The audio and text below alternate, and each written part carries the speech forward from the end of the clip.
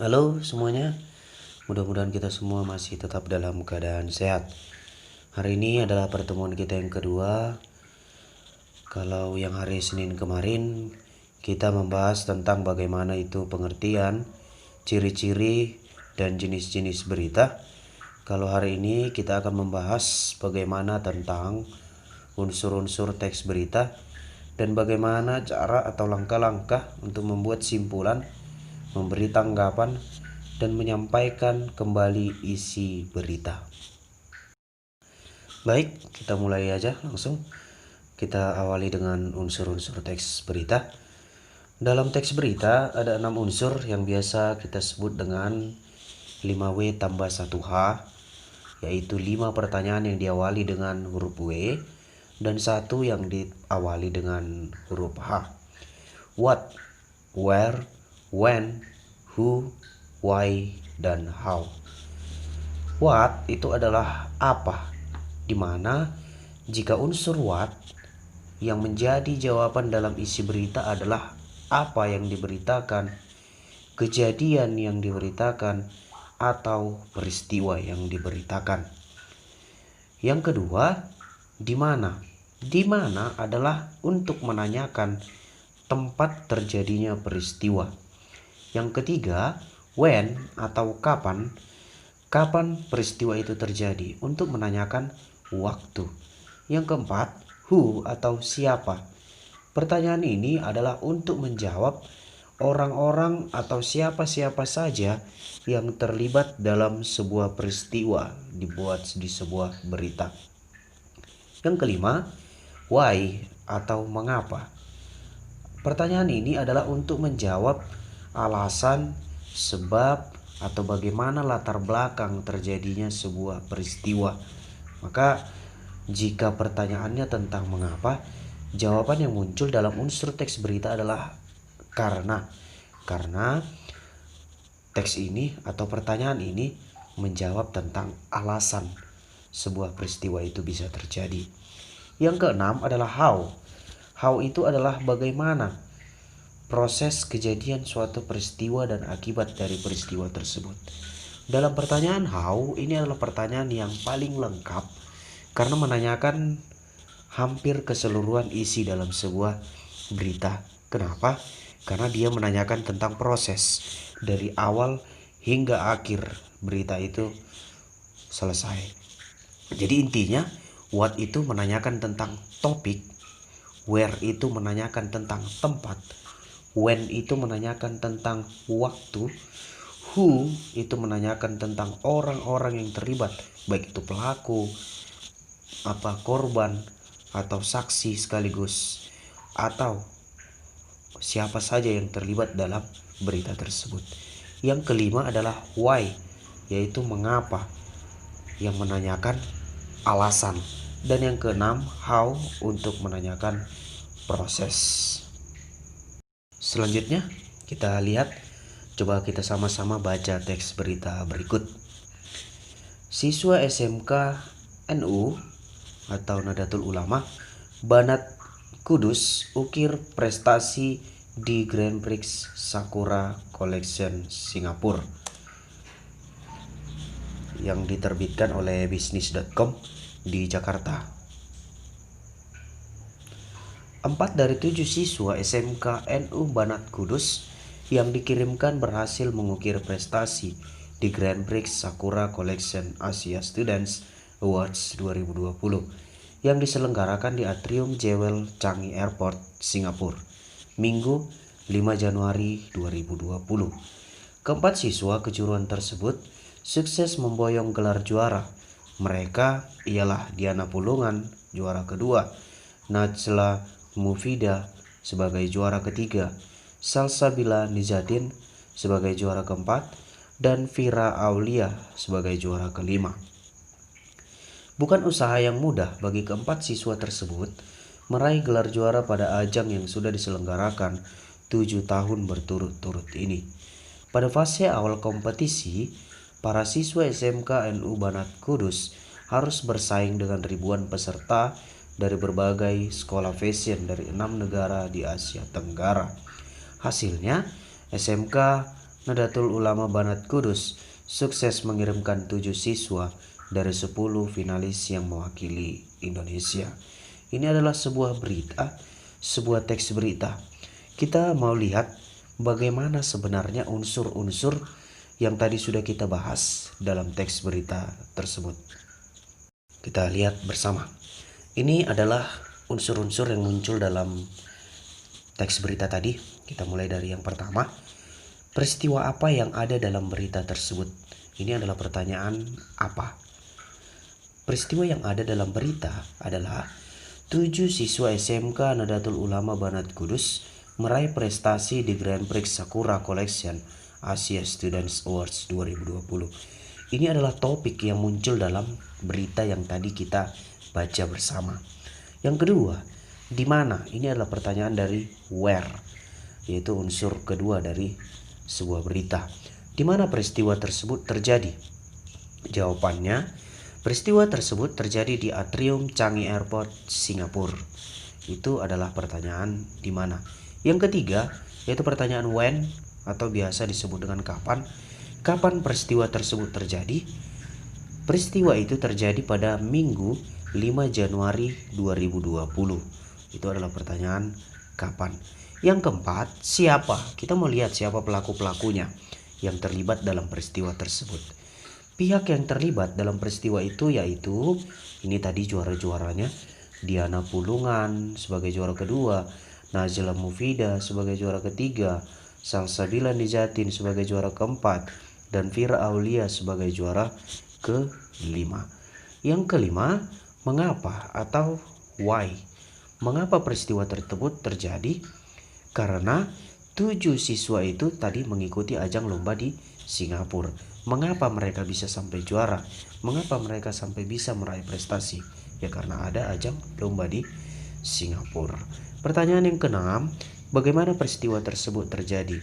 Ini tidak Bapak cantumkan jawabannya karena jawabannya ada pada seluruh teks. Proses dari awal mereka mulai mengikuti lomba di kota mereka, lalu akhirnya se-Asia Tenggara, lalu pada akhirnya nanti tadi di teks itu mewakili Indonesia, yaitu yang 7 orang siswa SMK Nahdlatul Ulama Banat Kudus. Tadi kita sudah bahas tentang unsur-unsurnya. Sekarang kita mau lihat bagaimana membuat simpulan sebuah berita. Kita tahu kalau berita itu pasti informasi yang penting. Maka dalam sebuah berita atau sebagai pengamat berita, kita harus tahu bagaimana caranya untuk membuat kesimpulan dalam sebuah berita. Langkah-langkahnya ada 4, perhatikan. Yang pertama adalah mendengarkan atau membaca teks berita dengan seksama. Maka kita harus mendengarkan berita tersebut juga dan harus konsentrasi. Yang kedua, mencatat pokok-pokok atau unsur-unsur berita 5W tambah 1H yang tadi sudah kita bahas, atau disebut juga dengan adik simba. Sama saja ya. Adik simba itu apa, di mana, K, kapan, si, siapa, M, mengapa, P, bagaimana. Itu adalah sebutan lain dari 5W tambah 1H. Yang ketiga, setelah kita tahu unsur-unsur pokok tadi, maka kita membuat simpulan berdasarkan unsur-unsur berita yang sudah ditemukan. Artinya, apa tadi informasi yang sudah kita dapat dari 5W tambah 1H, itu kita kesimpulkan atau kita tuliskan inti-intinya dalam beberapa kalimat. Dan yang keempat, menyimpulkan isi berita dalam bentuk paragraf berdasarkan unsur-unsur yang telah ditemukan. Setelah kita buat simpulannya dan kita masukkan ke dalam beberapa kalimat tadi, maka terakhir kita buat dia menjadi paragraf yang utuh, ya, dalam paragraf yang utuh. Ya, jika memungkinkan kita buat beberapa paragraf begitu. Oke, selanjutnya kita mau lihat bagaimana langkah-langkah untuk memberikan tanggapan terhadap sebuah berita. Ya, tanggapan itu bisa berupa kritik, saran, sanggahan, dukungan, atau bahkan komentar. Maka dalam menanggapi sebuah berita kita harus jeli. Kita harus melihat apakah berita tersebut memiliki kekurangan atau mungkin kelebihan. Jika dia memiliki kekurangan, maka kita bisa memberikan kritik. Kita bisa kritik orang atau bagaimana isi dari berita tersebut. Adakah mungkin kejadian yang janggal atau ada beberapa bahasa yang tidak baku atau yang tidak dimengerti oleh pembaca dan lain sebagainya. Tapi jika berita tersebut baik atau positif, maka kita bisa memberikan dukungan kepada berita tersebut. Bisa juga kita kasih saran, seharusnya begini, seharusnya begitu, harusnya berita itu disampaikan secara langsung, begitu dan lain sebagainya. Apa yang bisa kita tanggapi? Aspek-aspeknya ada dua. Yang pertama, isi atau unsur berita tersebut. Apakah berita itu benar? Apakah berita itu lengkap? Nah, begitu. Yang kedua, bahasa dalam berita.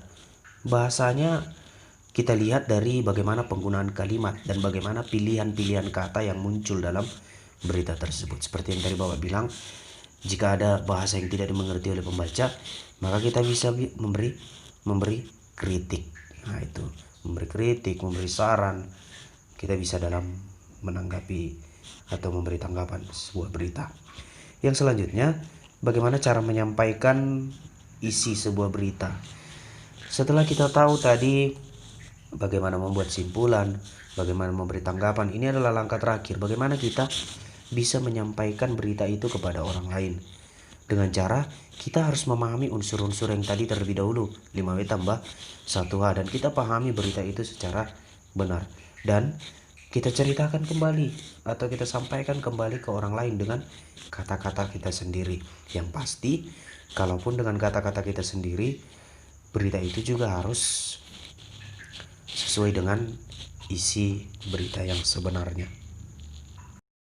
Baik, itu tadi bagaimana pembahasan kita tentang unsur-unsur berita, bagaimana membuat kesimpulan, bagaimana memberi tanggapan, dan bagaimana menyampaikan kembali isi berita.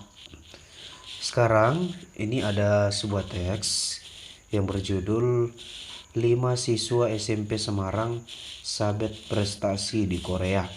Teks ini bisa kamu lihat di buku mandiri kamu. Ya, ada teksnya di situ. Apa yang mau kamu kerjakan di sini? Nah, ini dia. Yang pertama, tadi beritanya sudah kita munculkan yang bisa kamu lihat di buku mandirimu. Identifikasilah unsur-unsur berita tersebut. Kamu identifikasi 5W tambah 1H-nya seperti contoh yang tadi sudah kita bahas. Yang kedua, kamu buat kesimpulan dari berita itu. Tadi sudah ada langkah-langkah bagaimana membuat kesimpulan. Dan setelah itu, kamu beri tanggapanmu terhadap berita tersebut.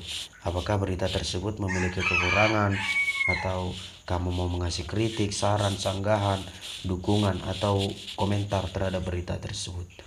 Lalu setelah kamu jawab nanti, kamu ketikkan di Microsoft Word, kamu kirimkan ke tugas kelas ya. Kamu kirimkan ke tugas kelas. Jangan dikirimkan ke beranda Google Classroom atau dari WhatsApp. Karena nanti kalau dari tugas kelas kamu akan langsung bisa mendapatkan nilaimu dan nilainya langsung sampai kepadamu. Batas pengiriman tugas adalah Sabtu tanggal 25 Juli 2020. Maka setelah lewat dari batas tersebut, kamu harus berhubungan secara pribadi atau bisa menchat atau menjapri Bapak supaya tugas tersebut kamu kumpulkan. Begitu. Selamat pagi untuk kita semua. Tetap semangat dalam menjalani belajar online-nya. Kalaupun kita tidak bisa tatap muka secara langsung, tetap semangat, tetap jaga kesehatan, dan semua tugas-tugasnya harap diselesaikan juga. Jangan sampai ada yang ketinggalan, karena ini akan berhubungan nanti dengan nilaimu masing-masing. Begitu, selamat pagi, salam sehat untuk kita semua. Horas.